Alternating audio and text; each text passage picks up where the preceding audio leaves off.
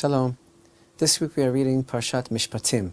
Now, last week we read Parashat Yitro, wherein we read about the Sinai revelation, the giving of the Torah, that incredible event wherein nature was suspended and God revealed himself to Israel and thus to humanity. The voice of God was heard in the world. So, we've met God, and now he's in the world. So I might think, what should be up next in the Torah? That was last week. God is in the world now. His voice was heard. Okay, how can we go on from here? What are we going to have this week? I might think that now the following Torah portion should contain instructions for a transcendental meditation, astral projection, some sort of abstract spiritual form of worship, because we now are on an entirely different plane of reality, and God is here. But instead, we encounter in Parashat Mishpatim large amount of additional mitzvot that were all said at Mount Sinai. In fact, 53 mitzvot. There are only 2 or 3 other parshiot with this amount of mitzvot, 23 positive commandments, 30 negative, 53 commandments altogether that form a basis for society, very human, societal norms.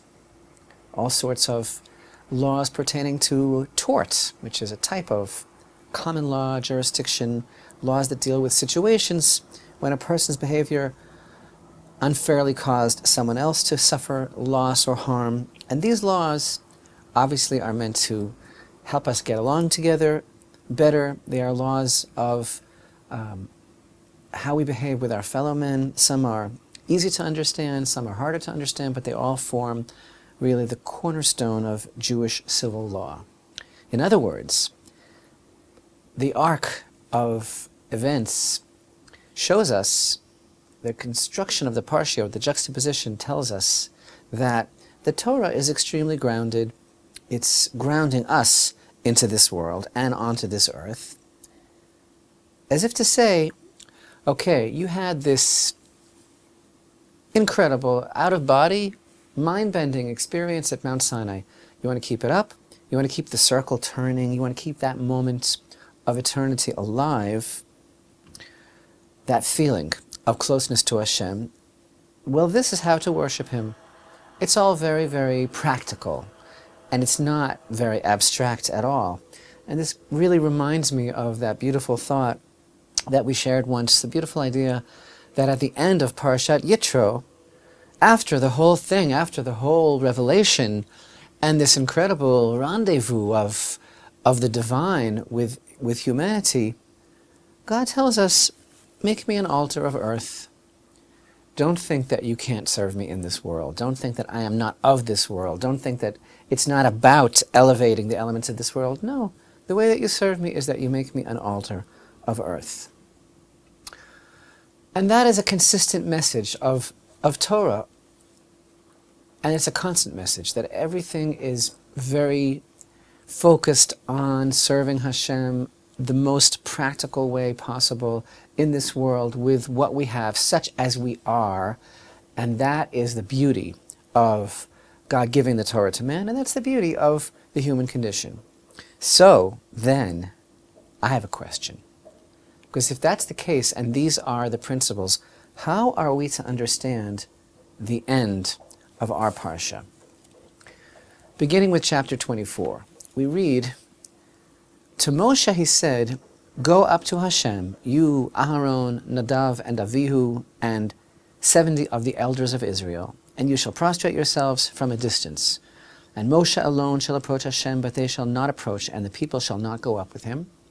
Moshe came and told the people all the words of Hashem and all the ordinances, and the entire people responded with one voice, and they said, all the words that Hashem has spoken, we will do.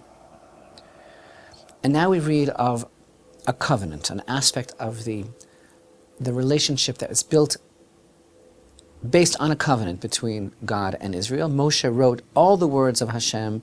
He arose early in the morning and built an altar at the foot of the mountain and 12 pillars for the 12 tribes of Israel.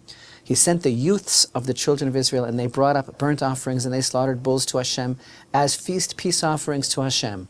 Moshe took half the blood and placed it in basins, and half the blood he threw upon the altar. He took the book of the covenant and read it in earshot of the people. And they said, everything that Hashem has said, we will do and we will obey. Moshe took the blood and threw it upon the people, and he said, behold, the blood of the covenant that Hashem sealed with you concerning all these matters. But now we read in chapter 24 and verse 9, Moshe, Aaron, Nadav and Avihu, and 70 of the elders of Israel ascended.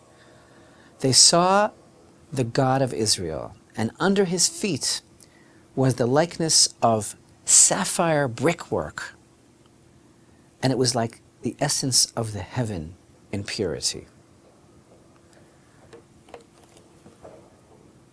Must be one of the most difficult verses in the Torah for us to understand. They saw the God of Israel, and they saw under his feet something like bricks made out of sapphire that were like the essence of heaven itself for purity. So, what exactly did they see? Later on in our book of Exodus in chapter 33 and verse 20, we're going to read, no man sees my face and lives. And then, of course, in Deuteronomy chapter 4, verses 12 and 15, emphasize very emphatically and very specifically that at Sinai, no material form was seen. So what exactly did they see?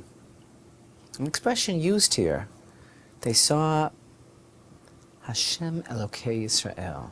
They saw Hashem, the God of Israel. And you know, this phrase, Elokei Yisrael, the God of Israel, this is only the third time that it's used in the Torah since the beginning. First, we encounter this expression, Elokei Yisrael, the God of Israel, in Genesis 33:20, when Yaakov, our patriarch Jacob, set up an altar and he proclaimed it in the name of the God of Israel.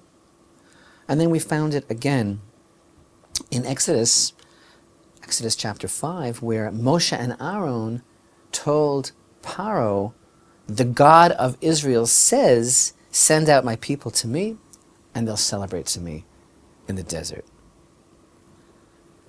But now, right after this covenantal relationship between Israel and God was concluded, they see the God of Israel.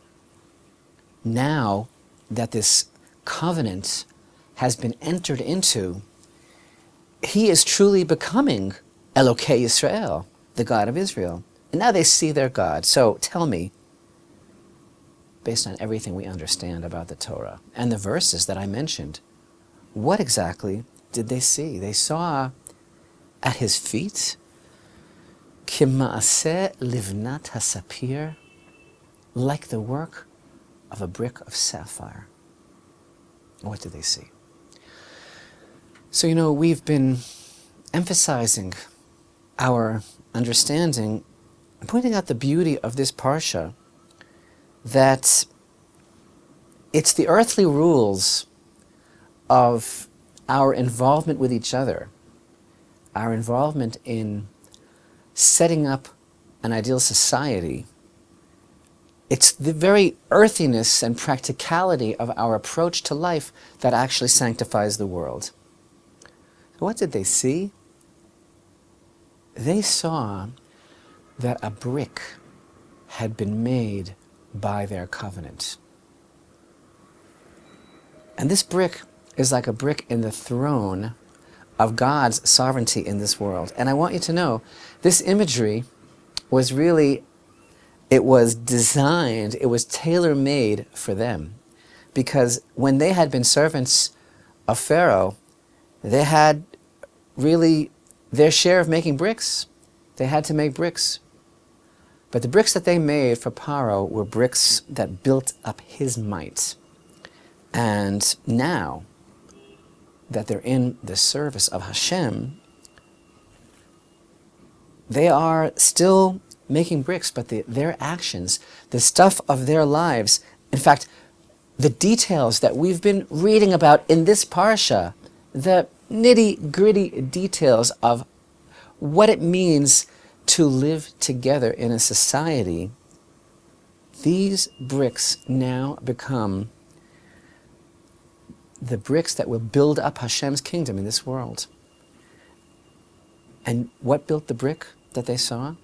Their words, "We will do and we will obey," which of course is in itself a brick, a cornerstone of our understanding of our relationship with Hashem, because those words mean that we don't necessarily understand everything right away, or maybe never, but it's that aspect of our trust, our faith, our willingness to do for Hashem first.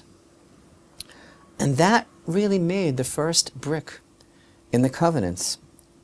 But they saw that the brick was made of sapphire, color of heaven, not the mortar that they had been forced to use to make the bricks of Pharaoh. This brick, the brick which becomes the first one in establishing Hashem's presence in this world through our lowly, ordinary, practical deeds.